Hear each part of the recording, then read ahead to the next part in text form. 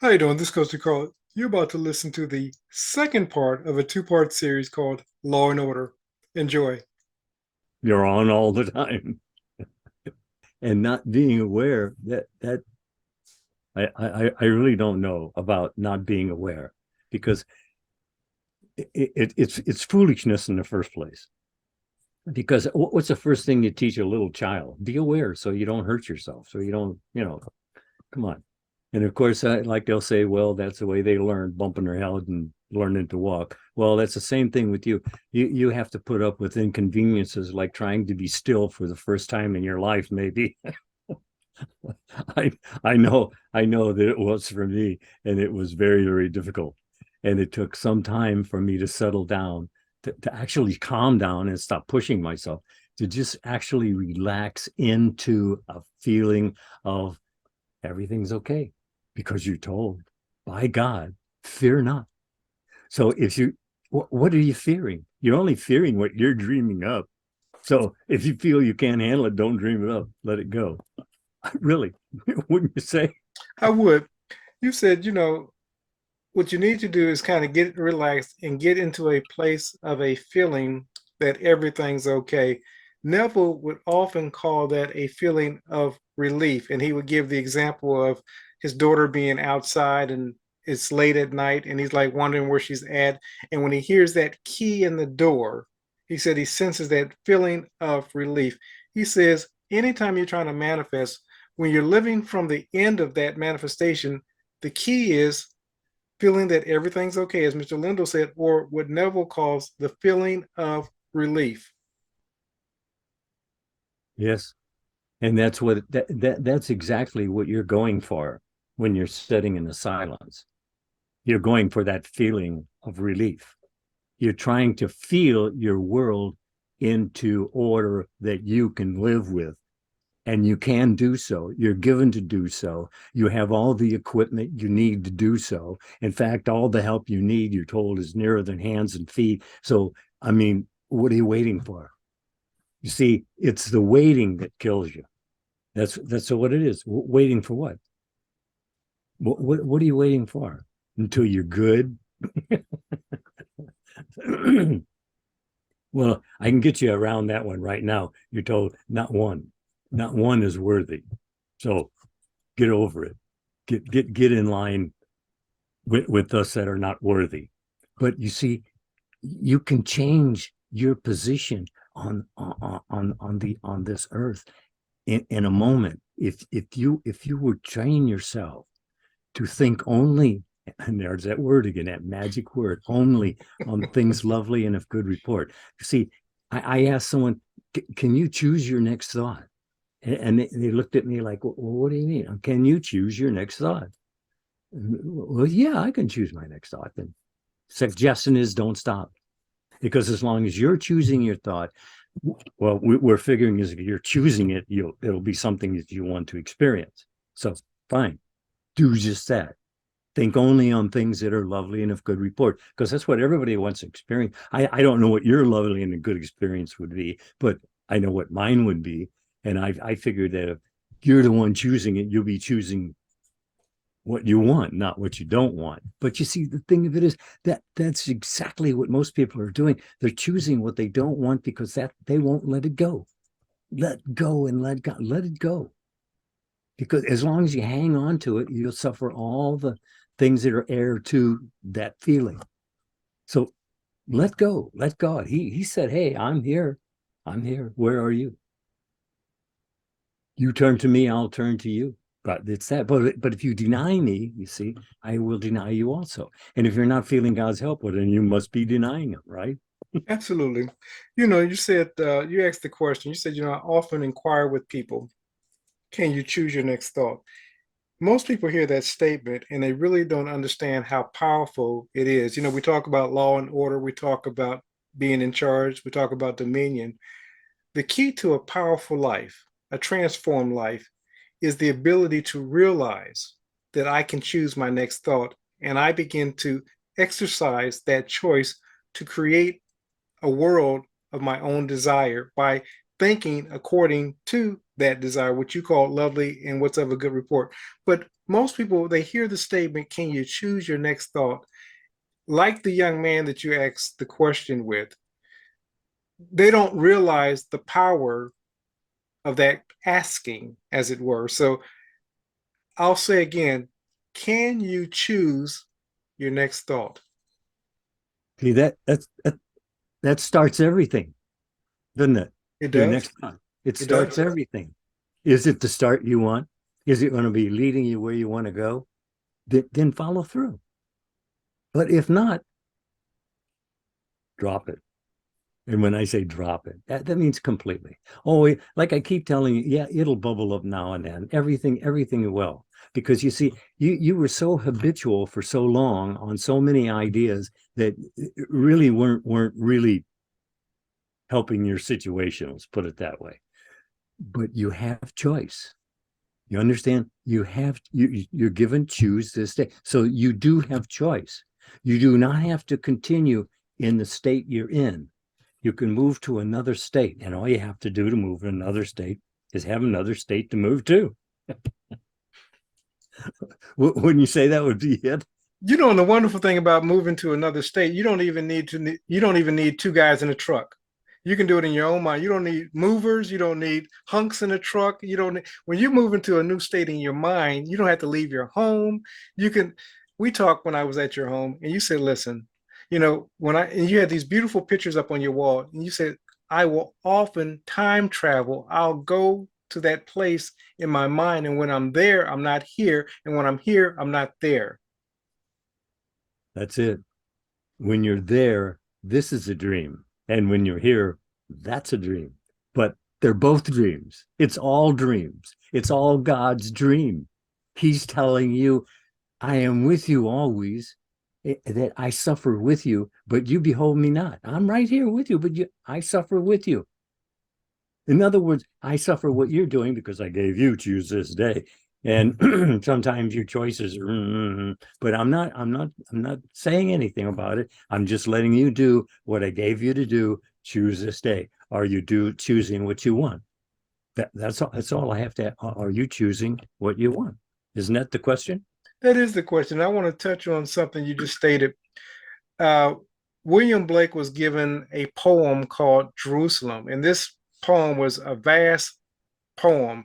But William Blake said he was only the scribe, he was the secretary, but everything was given to him in this poem.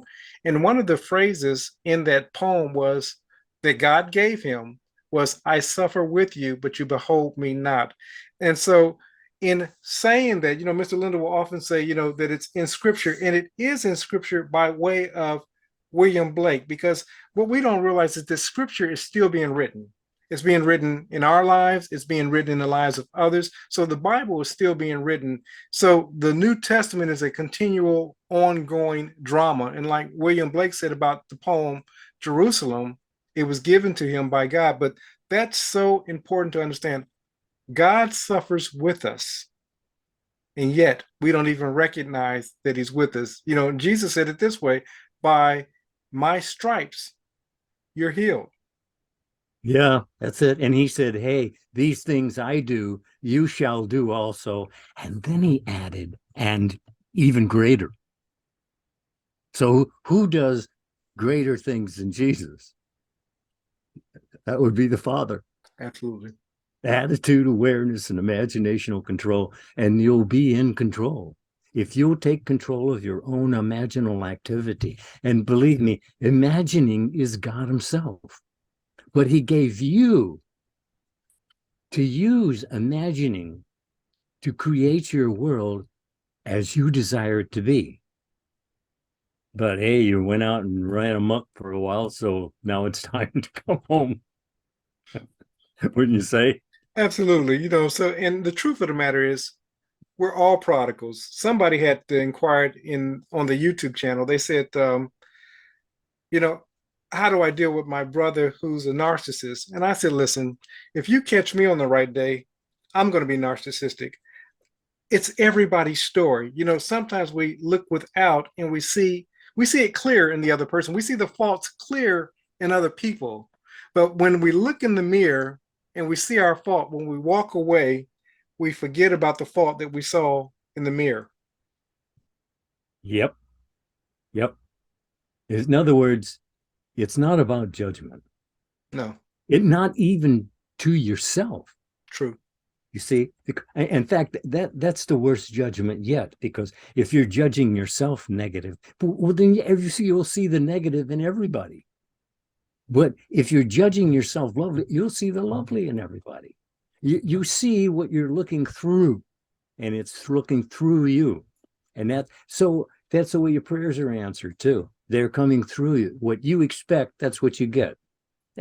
All along, what you're in fact, since you were a little kid, what you were expecting, that's what you've always gotten.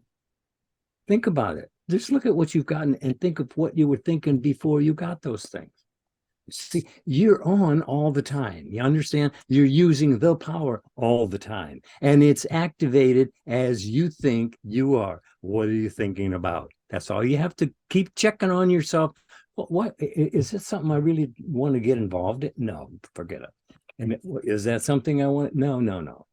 See, if you give them even a moment, you give them even a moment, it'll build. It'll build and build and build until you're what happened? Where did it come from? Where did it come from? The same place all things come from, for you, through you, not to you. Isn't that right?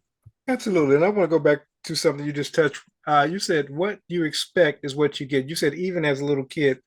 And I flashed back to a time when I wanted a bike from my dad. Now, my mom and my dad were separated, but I wanted this bike and I wanted him to get me this bike. But the truth of the matter is, because of so many broken promises, I really didn't expect to get that bike, but I was hopeful. I wanted the bike. I was hoping for the bike, and I was hoping by some miracle that my dad would bring me that bike. That bike never came, but when I look at my core beliefs about the belief about my dad coming through with that bike because of the other broken promises, I really didn't expect to get that bike from him. I did get a bike later, but it did not come by way of my father. You have to feel it. Yeah, You understand? You have to stand there and feel the bike. You have to feel getting on the bike and feel pedaling it. You have to put yourself in action in the idea for it to manifest in your world of experiences. And where it comes from, see, it didn't matter. You would have gotten it even if your father didn't give it to you. Somebody would have. true. So you see, you gave up. And that's what we do. We give up before we get a result. And I know what I'm asking you to do when I say sit, be still, because I know what a chore it was for me. As a matter of fact, it took me a long, long, long, long time because of prior conditioning to whatever. I don't even know what it was now. And it doesn't really matter what it was, because if it's not now, then it is not now. And now is the only time there is. And so right now, don't be thinking about what has happened, thinking about what you do want to happen and it happening to you now. Now is always the appointed hour for desired change, but you have to start now. And it's always now. So you got plenty of time to start it, but the quicker you do it, the faster you're going to get results, right? Absolutely. And when you were talking about the now of desired change, and you made me think about some of your conversations. You would often talk to someone in an interview, and they say, "Well, let me tell you about all my problems." And you say, "Listen, I don't want to know about your problems. What do you want?" That's what I want to know. What is it that you want to manifest in your life right now? Let's talk about that. And that's so powerful because so many of us have been taught we have to resolve the past. We have to go back and that time as a childhood when I didn't get the bike. But you're right. The bike did not come from the source that I thought that it would come from. But when I got into the place of knowing I was going to get a bike, the bike came. You got to feel it. You have to feel it. That the guy going around to the lot sitting in certain cars, and that's how he decided the one he wanted. But you see, the thing of it was, you have to do something. You got it. It doesn't say try. It says do a thing. Do the thing that makes you feel like you're making progress in what you desire to make progress in, because you're on all the time. Understand, all the time you're on.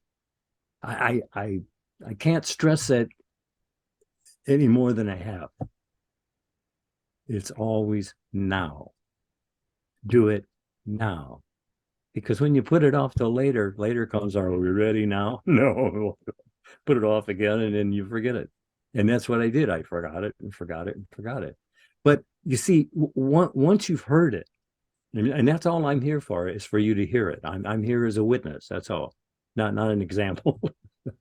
Being on all the time means that you're responsible for what you are thinking about. You see, you're responsible for thinking every word, because every word makes up your everydayness in your world of experience. You're always thinking ahead of your evidence. And if you are thinking ahead of your evidence in the positive, you flourish. Otherwise, you're making monsters you can't handle, and then you go to God crying, why this, why now? Well, he said, I gave it to you to choose. What did you choose? What did you choose? What are you choosing? What do you choose when you get up in the morning? This is a nice day. You say, well, I know it ain't here yet. Well, yeah, it is. And so are you. Thinking ahead of your evidence. What about, see? I hear you chuckling over there. He's at least alive. You were talking about thinking ahead of your evidence, and you said something about later. You said, when you put it off to later, it's always going to be later. And later says, are you ready now? And you say, no, later. And what I saw later as in my mind when you said that was a proverbial carrot on a stick. Later is that carrot on the stick that you're always having ahead of you trying to get, but you never get to. And that's why everything that's being manifested, as you've stated, always happens now. That's right. That's right. See, not next week. You don't know what's going to be next week unless you plan it now. And that means following your own thoughts. You just because you like somebody, you might pick up a trait from them or an attitude from them. But it was for them, it wasn't for you. See, that's what you want to be careful of. Because a lot of your thinking is about other people. But your focus really needs to be on you first. See, what am I thinking? What am I thinking about myself? And at first that's pretty dismal, but keep going anyway, because it's as you think you are, and you can change what you're thinking, and you do change what you're thinking every day. And you say, well, what do you mean every day? Well, you go to the store to get something, and while you're there, you got something else that you didn't go there to get. See, so you changed your mind momentarily right there, and because you changed your mind, the evidence that you're experiencing changed. But that's the whole idea. You can do that with everything. You're always thinking ahead of your evidence. What evidence are you expecting?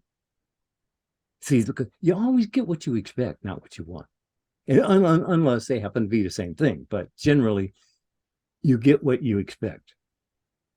Attitude, attitude, attitude. What is your attitude about the world in general, in life in general? What is your attitude? What your attitude about life is actually does intimidate your thinking and feeling quite a bit, wouldn't you say?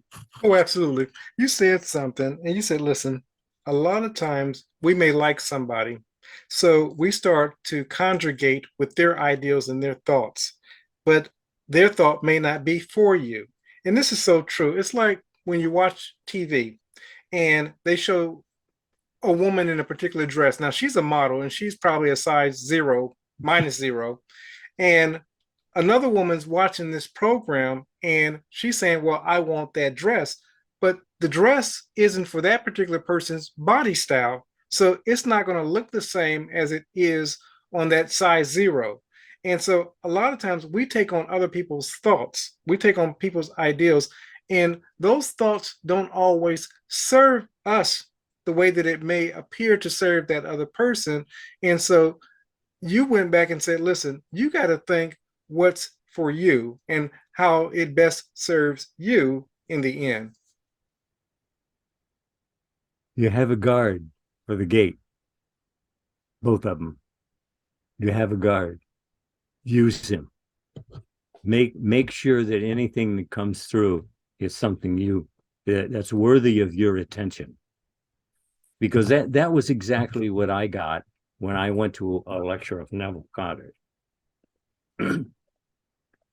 He said that simply as you think, you are. And I thought, you know, I thought that many times, but I never really applied it to the fact that I am thinking all the time. So what was I thinking at times? See, that's what surprises are.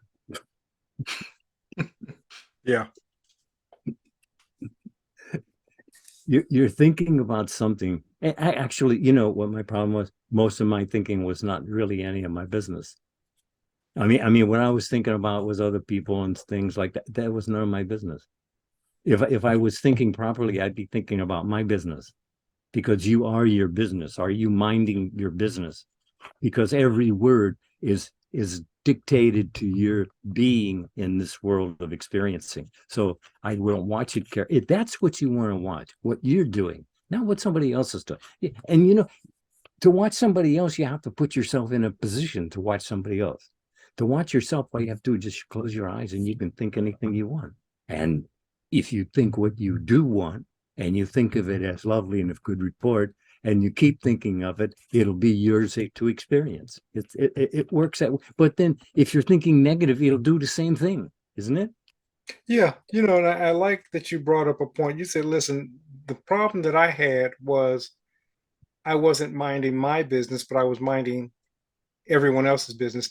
And this is quite a few folks that I talk to, people that they're worried about trying to transform or change somebody else. And they don't even have the ability right now to discipline their own thoughts to choose what it is that they want to think about. But you're absolutely correct that most people tend to be minding other people's business and want to control their thinking. And we don't even have our own thinking in order. That's it. That's it. And that confusion confuses everybody and everything. It's all very simple. I mean, he gave it to you so super simple that as you think you are, think only on things that are lovely and of good report. Now come on. There's no possible way that you could be discouraged by something like that. I mean, it tells you that think about it is one way, but thinking from it, that is receiving it. That's claiming it. That's saying, I am that. And that's what you want to constantly be saying, I am that. But sure, you're choosing what you want to be, that. Because that's the whole point.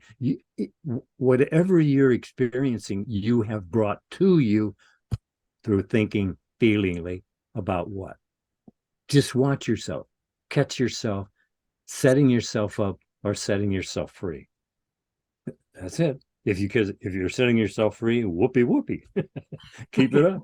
But if it's not, man, drop it immediately and really turn to something that's going to be giving you the results that you're looking for. And I hope you're looking for good results, because they're right with you. But all creation's right here, right now. You see, you're not really creating anything. You're creatively choosing better than the best. But do so always, constantly. Choose better than the best, constantly. Wouldn't you say that would be a good idea? Oh, absolutely. This has been a very, very powerful talk. So, as we're winding down with law and order, you've told them, you said, listen, it's been made very simple. Yeah, time flies, don't it? When you're Yeah. having fun. I saw the look on your face. Time flies when you're having fun. Um, as you think you are, choose what's lovely and of a good report. You said, listen, it's simple.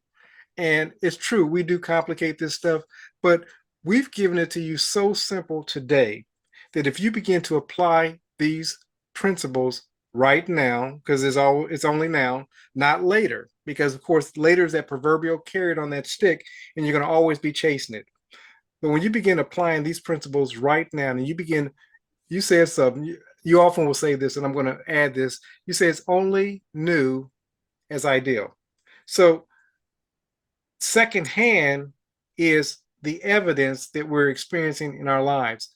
Mr. Lindell said, listen, choose right now your next thought and continue to build upon that next thought.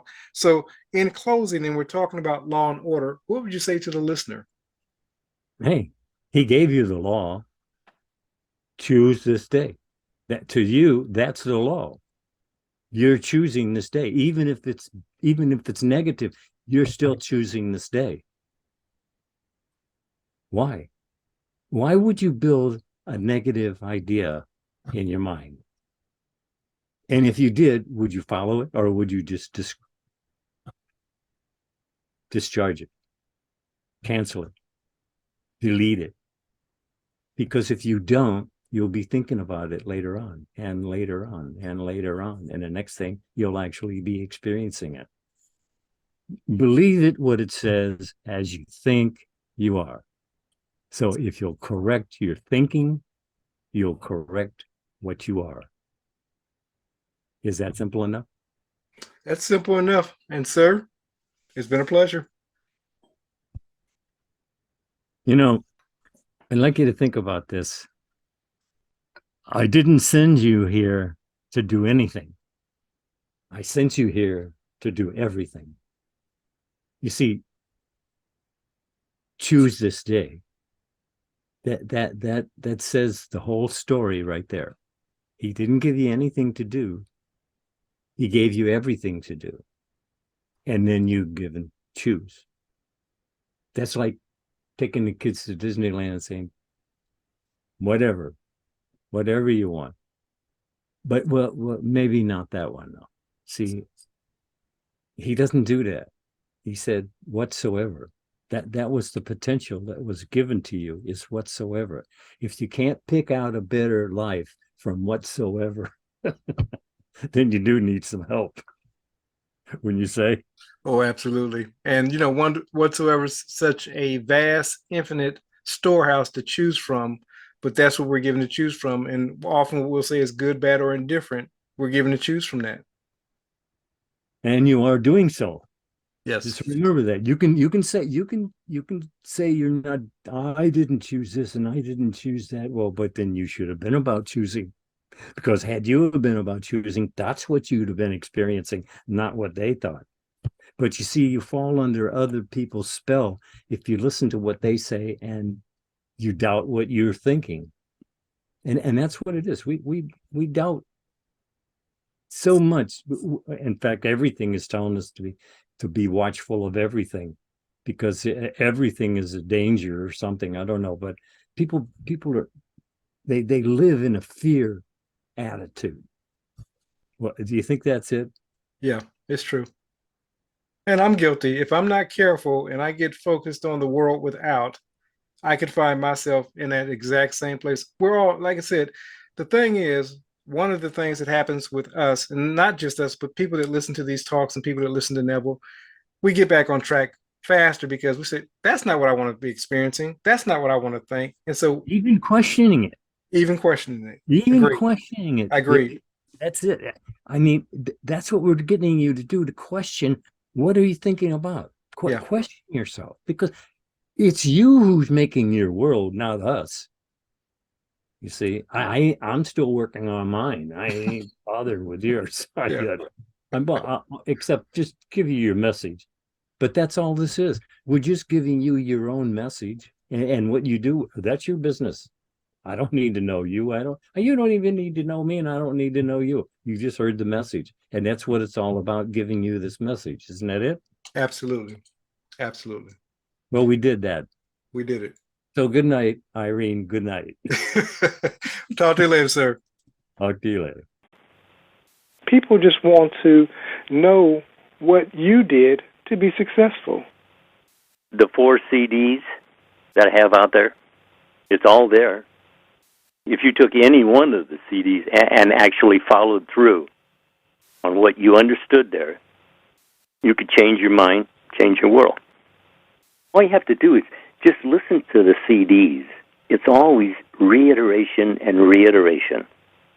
I want to go back to the 4 CD set.